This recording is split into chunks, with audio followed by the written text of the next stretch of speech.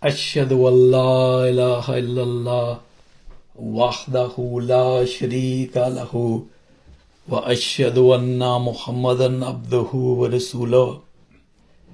Amma ba'du, fa'uzu billahi minash shaitanir rajim. Bismillahir rahmanir rahim. قال الله تعالى في القرآن الحكيم بسم الله الرحمن الرحيم شهد الله أنه لا إله إلا هو والملائكة وأولو العلم قائما بالقسط لا إله إلا هو العزيز الحكيم صدق الله العظيم.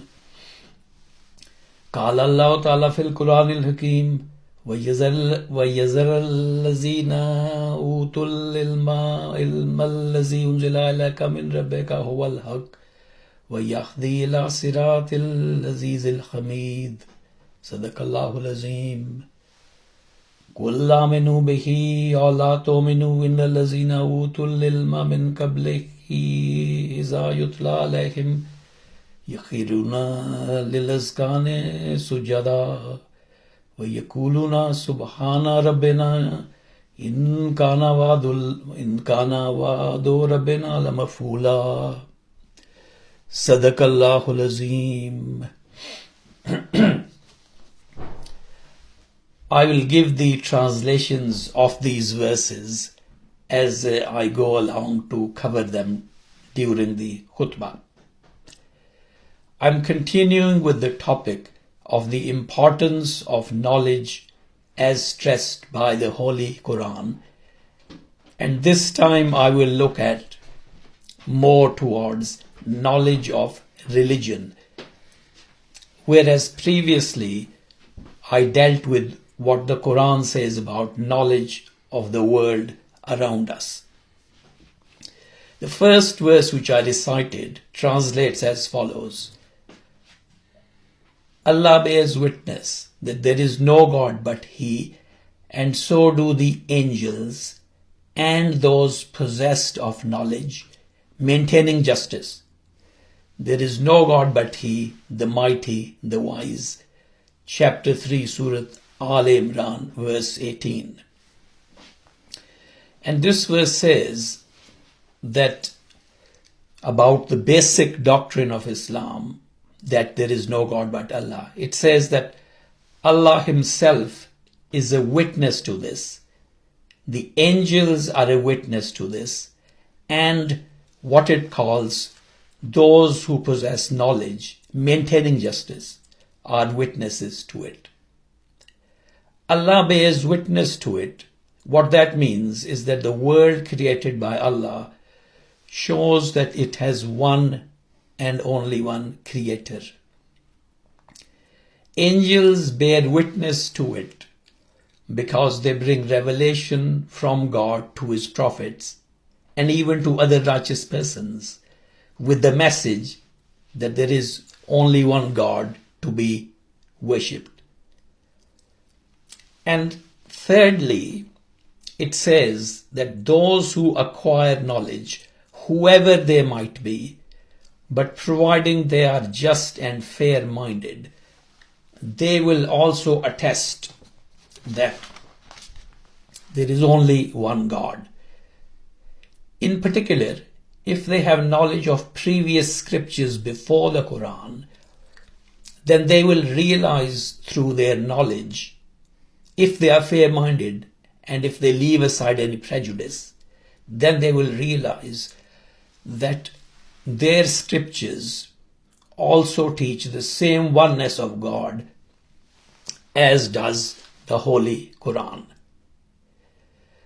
Now notice here that this verse mentions the evidence of God, the evidence of the angels, and then the evidence of the knowledgeable people. It mentions these as being the most important arguments. And this shows the high position assigned to those who possess knowledge. That when mentioning human beings, after having mentioned God and then the angels, when coming to human beings, it only mentions those who possess knowledge. It doesn't say those who possess power those who possess leadership or wealth.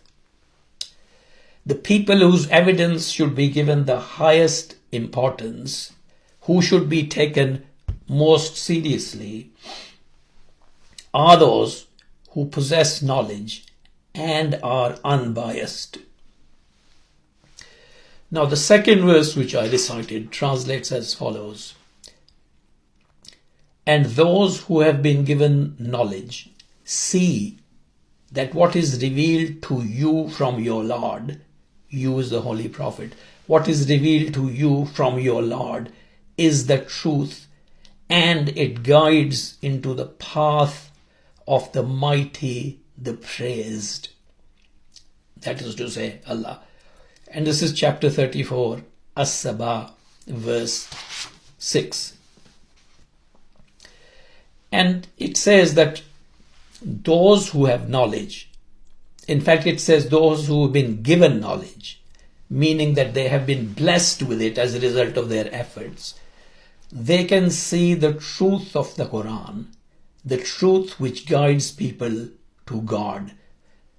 So this is a strong incentive to those who believe the Quran, to those who believe in the Quran, to acquire knowledge, because they will then be in a better position to see, as the verse says, see the truth. The third passage which I recited consists of 2 verses, and if I now read out the translation, it is as follows: "Say, believe in it or do not believe. Surely those who are given the knowledge before it, they fall prostrate on their faces when it is recited to them, and they say, Glory be to our Lord. Surely the promise of our Lord was to be fulfilled." And this is chapter 17, Surah Bani Isrā'īl, the 2 verses 107 and 108. And this passage of 2 verses begins by giving the choice to people: believe in it or do not believe. That is your choice. But then it adds that those who are given the knowledge before it, they fall down prostrate on their faces when it is recited to them, when the Quran is recited to them. So those who have knowledge, especially of the earlier scriptures, when they hear the Quran, it says here that they fall prostrate before Allah and they say, surely the promise of our Lord was to be fulfilled.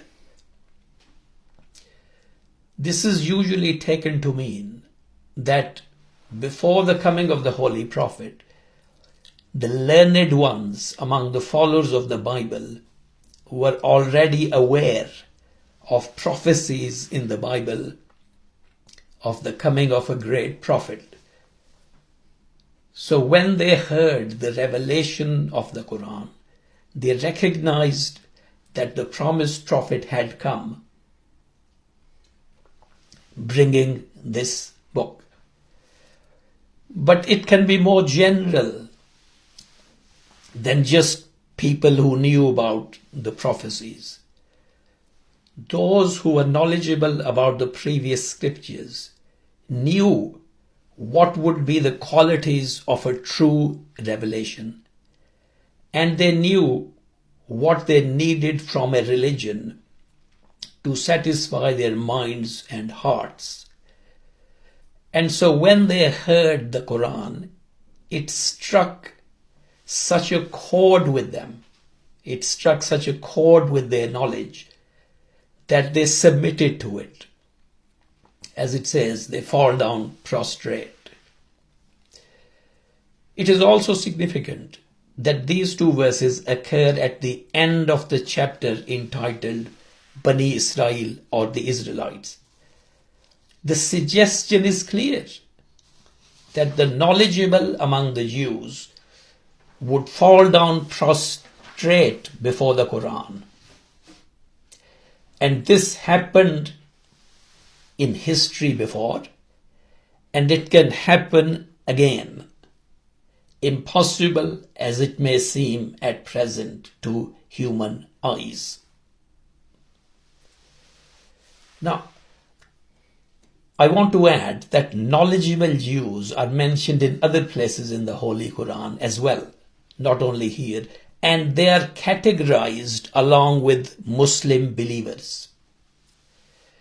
In chapter 4, Surah An-Nisa, an account is given, verse after verse, of the wrongs and misdeeds committed by the Israelites, Bani Isrā'īl, in their history, by going against their own religion, and especially their persecution of their own prophets and their persecution of Jesus by attempting to kill them, by attempting to kill several prophets. Now, after listing all of this, the Holy Quran says, and I quote, "But the firm in knowledge among them and the believers believe in what has been revealed to you and what was revealed before you." This is verse 162 of chapter 4. Here it is indicated that the firm in knowledge among the Jews, and firm in knowledge means they are well grounded and deeply rooted in knowledge, that they will come to believe in the truth of the Quran. Now here, two groups are mentioned and two items of belief are mentioned. The two groups are the firmly and deeply knowledgeable Jews, number one, and the Muslims, the believers, number two. And the two items of belief are belief in the Quran and belief in the revelation that came before the Quran. And both groups believe in both. But in this way, Muslims believe in the Quran, then on the basis of the Quran, they accept belief in earlier revelations. The knowledgeable Jews first believe in their own scriptures, and then on the basis of the guidance found in those scriptures, they come to believe in the Quran. Now, it is quite remarkable and extraordinary that the Quran, after giving a list of the wrongs and misdeeds of the Jews, ending with their attempt to have Jesus killed, immediately after that, the Holy Quran tells us that the firm in knowledge among the Jews will come to believe in the Quran and act upon it. And this is implying that the committers of wrong among the Jews, whose wrongs it lists, were those who did so out of ignorance and lack of proper and full knowledge. The Holy Quran also says that those who hold false beliefs and indulge in evil practices, they cannot put forward any knowledge to support and justify their beliefs and misdeeds. Now, about some such followers of previous scriptures, the Holy Quran says in one place that they are illiterate. They cannot read their own books, and anything they know is only from hearsay, and they just indulge in conjecture and guesswork. And this is stated in chapter 2, verse 78. And here I want to quote from Maulana Muhammad Ali's comment on this verse. First, he writes that the word translated as hearsay that anything they know is only from hearsay. That word also means to repeat words without knowing their meaning. So what it means is anything they know is only the words which they are repeating without knowing their meaning. And the Mullah Muhammad Ali then writes, what is said here about the Jews is to a very large extent true of the Muslims of our day. In the early days of Islam, every individual Muslim, man as well as woman, sought light direct from the Quran. Not so the Muslims in this age, who depend entirely on their learned men. They do read the Quran, but look upon mere recitation as a meritorious deed, without trying to learn what it says and then act upon it. So that was Mullah Muhammad Ali's comment. The Holy Quran also describes those who hold baseless beliefs and indulge in wrong practices. It describes them as people who follow their lower desires without having any knowledge. It challenges them to put forward any knowledge in their support. It says things like, inform me with knowledge if you are truthful. Chapter 6 verse 143. And it says to them, bring me some knowledge. Chapter 46 verse 4. This shows that people should be prepared to justify the beliefs and practices of their religions by presenting knowledge and arguments in their support. You cannot justify a belief or practice by saying that we've always done this, we've always believed this. Nor can you justify it by saying that we are only following the traditions of our forefathers and they couldn't have been wrong. According to the Quran, all religions should put forward knowledge and evidence in their support. And then everyone can judge who is right and who is wrong. There is a long verse in the Holy Quran which informs us that there are verses in the Quran which use symbolic language, and it tells us that it is only those who are firmly grounded in knowledge who can interpret those particular verses correctly, while others misinterpret them. And that verse is as follows in translation. As I said, it's fairly long. It says, He it is who has revealed the book to you. Some of its verses are decisive. They are the basis of the book. And others are allegorical. That means sort of figurative, symbolic. Then those in whose hearts is perversity follow the part of it which is allegorical, seeking to mislead people and seeking to give it their own interpretation. And none knows its interpretation except Allah and those firmly rooted in knowledge. They say, that is to say, those who are firmly rooted in knowledge, they say, we believe in it. It is all from our Lord. And none are mindful except those who possess understanding. Chapter 3, verse 7. Now this says that some of the verses of the Quran are absolutely clear in meaning, and they are the basis or fundamentals of the book.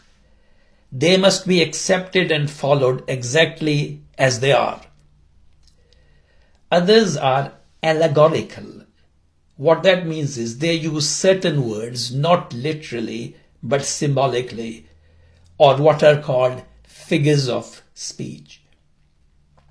And it says that some people who have a perverse mentality, who are not right thinking, they take the allegorical verses in a physical sense, literal sense, and draw from them wrong conclusions. And it goes on to add that no one knows the right interpretation except Allah and those firmly rooted in knowledge. And it goes on to call such people, as I read in the verse, it goes on to call such people as those who have understanding. And what that actually means is those who have a strong intellect, ulul albab. And it says that those people say about the Quran, it is all from our Lord, the whole of it.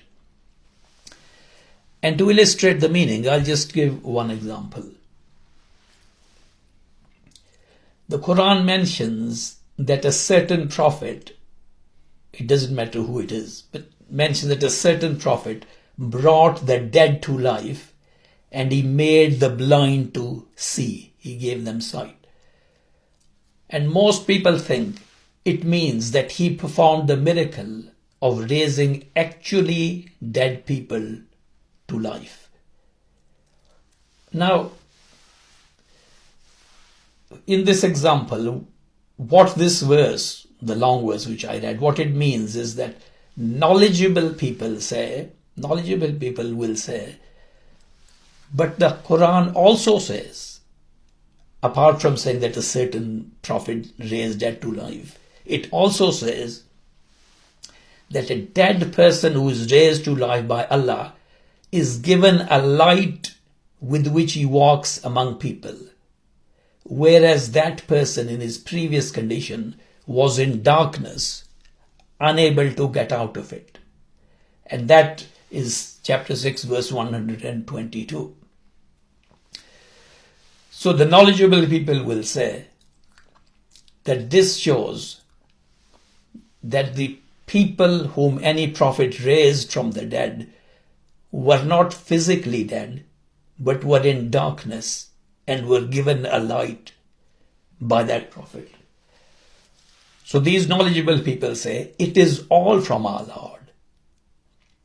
Both the verses which say that a certain prophet brought the dead to life, and this verse, that a dead person who is raised to life by Allah is given a light, whereas before he was in darkness, that both of these, it is all from our Lord. So you have to interpret them together. Now lastly, many Muslims believe that the words in this verse, and none knows its interpretation except Allah. Of course it says except Allah and those firmly rooted in knowledge. But they say that there is a stop, full stop after, and none knows its interpretation except Allah. And they say this means that there are some verses in the Quran whose real interpretation cannot be discovered by people because none knows its interpretation except Allah. But there is a hadith that the Holy Prophet ﷺ prayed to Allah for his young cousin, Hazrat Ibn Abbas, as follows: Allahumma allimhul hikmata wa ta'wil al-kitab. O Allah, teach him wisdom and the interpretation of the book. This hadith is in Ibn Majah. Teach him wisdom and the interpretation of the book. And it's that same word as in the verse of the Holy Quran, that none knows its interpretation except Allah and those who have knowledge. And in fulfillment of this prayer, Hazrat Ibn Abbas later became an authority on interpreting the Quran. So, Allah has not revealed anything in the Quran whose knowledge he has kept only to himself, saying, look how great I am, you can never know this, only I know this. Allah does not behave in that way. Allah has not revealed anything in the Quran whose knowledge He has deliberately kept to Himself and deprived people from understanding and interpreting it. And it's also in Tafsir Ibn Kathir, this interpretation, that some people said, some Muslims, early Muslims, that it cannot be that Allah revealed something and then then said people will always be in darkness regarding that revelation and will never understand it. They said this cannot happen. But unfortunately, a lot of the ulama do say that there are things in the Quran which Allah has just kept to Himself and barred people from being able to interpret them. They are only meant to recite those words. So that is a misfortune. So may Allah enable us to acquire knowledge of our religion in a full and proper way. Ameen. Barakallahu lana wa lakum fil Qur'anil Azim wa nafa'na wa iyyakum bil ayati wa zikril hakim. Innahu ta'ala jawadun karimun malikun barur rahim.